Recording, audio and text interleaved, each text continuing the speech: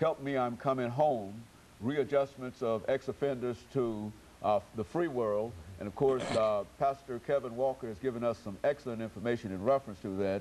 And now, of course, Pastor Walker, what we'd like for you to do is to identify some of these issues that sort of keep these individuals from being able to become involved in society and et cetera. And I think that if we can do that over this segment, then we can call it an end for an excellent show, I believe, today. All right. Well, one of the things, and I had mentioned this on another show that we had done together, Dr. Haney, and that was the fact that individuals are being released from state custody and incarceration, I should make it clear, and they don't have an identification. They release people out. In a lot of situations, I have had guys come into my program. They will release them from a prison somewhere in West Tennessee or wherever, and they'll put them on the bus, no identification whatsoever. They got a parole certificate in their hand or whatever personal belongings they may have, and they'll put them on the bus. They won't inform us that they're on their way, that they've been released or anything, and they'll send a lot of these people to Nashville that have never lived in Nashville or what have you, and then they'll get to the bus station and they're just lost. We don't know they're coming. They're here. They don't know what to do.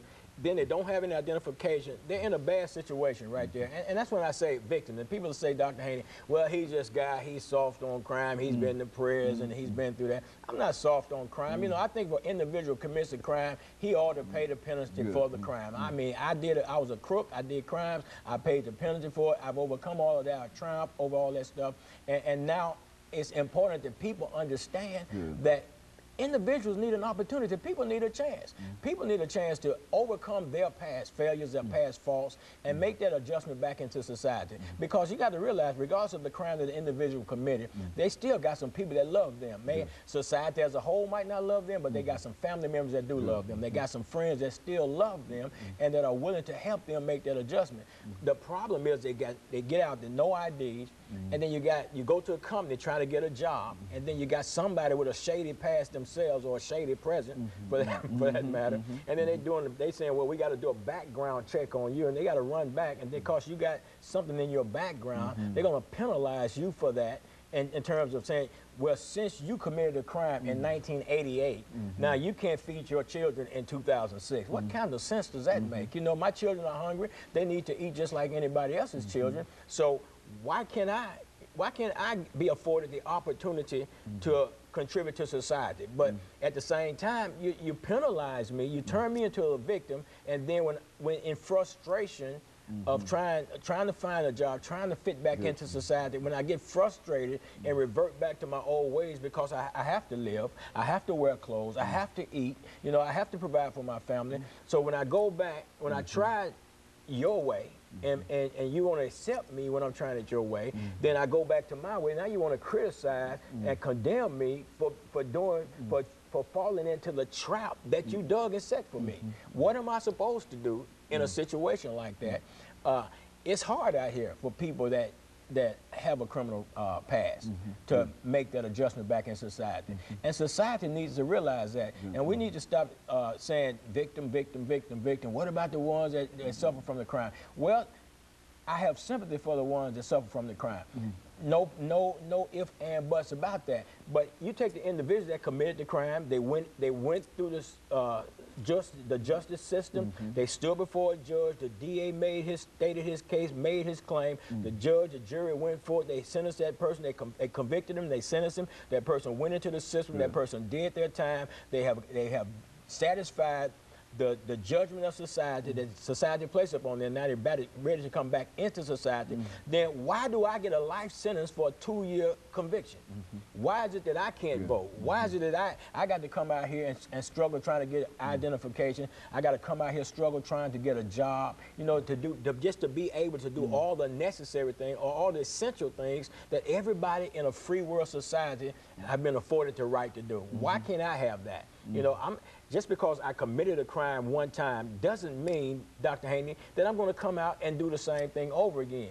But you increase my chances of recommitting or reoffending when you consistently put roadblocks and stumbling blocks in my pathway, when you systematically set me up to fail. And each time you fail, you go back into the system and you cause the government, the state, more money because More now money. they have to, you can't be a taxpayer or anything, and you're just there, warehoused again. Well, now, would it make sense for the state to start thinking in terms of using some of these individuals? That is, create some special kinds of programs for them so that they might be able to use the manpower, whatever they were doing when they were incarcerated. You know, they got some kind of job doing now. If they were working in inventory and et cetera while they were incarcerated, then the state ought to try to create a situation so that they could keep them in inventory while they're out now and pay them and some money for what they're doing, because state, not because it's giving them anything, but because they're fulfilling a needed service to the state. I mean, does that make sense? I mean, that would be a good thing, but the only way it will work is if the state really cared. But by the fact that the state is not really caring about the individual that's coming out of the prison system, you know, we can throw the political smoke screens all we want to and pretend or make believe that we care. But in reality, look at the things that are in place. Look at the structure. Look at the systems that are in place. The mouth will say we care, but the systems that are in place is indicative of the fact that we don't care. We don't care what happens to you. You get out. You know, if you find a job, you're fine. When if you don't, so what? You know what I'm saying? And there's companies out here that, you know, give people an opportunity. I mean, come on, don't continue to penalize people. Help these people to contribute to society. And, you know, because we sit up, like you said, Dr. Haney, we sit up, it costs the state of Tennessee money to incarcerate people. And there are a lot of people that are incarcerated now that really don't need to be incarcerated.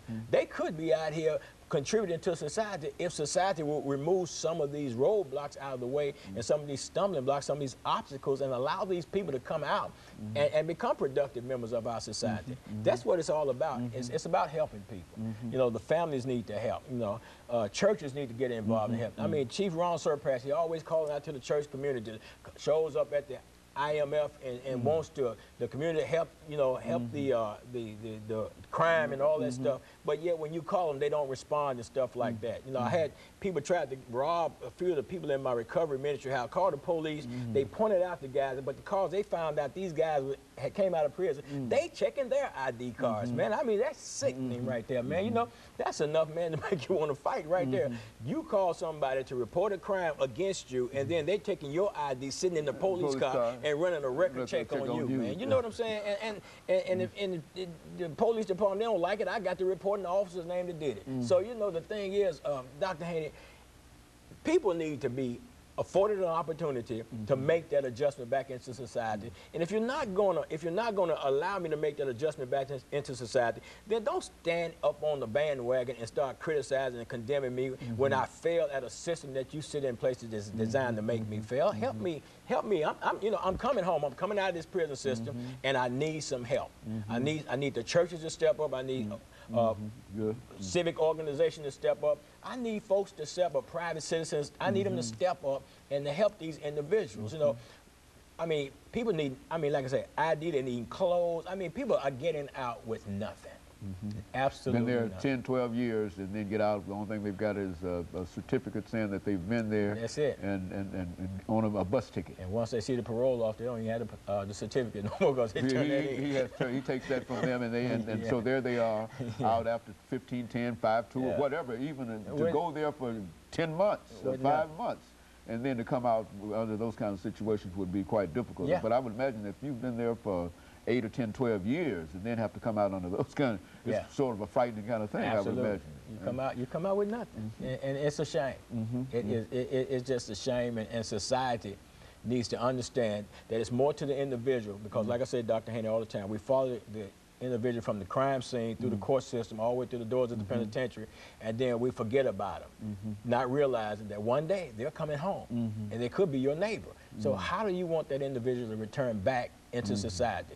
Help the individual, and you can help a family and a whole lot of other situations. And I guess, Pastor Walker, the only thing we can say is that perhaps people just don't care. But the thing about it, I think that people do care. And I think people need to be informed. And I think what you've done here, you've made us aware. We've become very, very conscious in terms of the kind of situations. And I think that we have to have that in order to be able to make any kind of move whatsoever. But I think that if people understand that we're dealing with our own family, because these individuals, I mean, if you were to take a survey, you would find that quite a number of us have individuals who are incarcerated. Absolutely. So these are our people. Yeah. And of course, let me thank you, and let us encourage our audience to tune in again next week for another informative edition of Comments. Thank you, and good morning.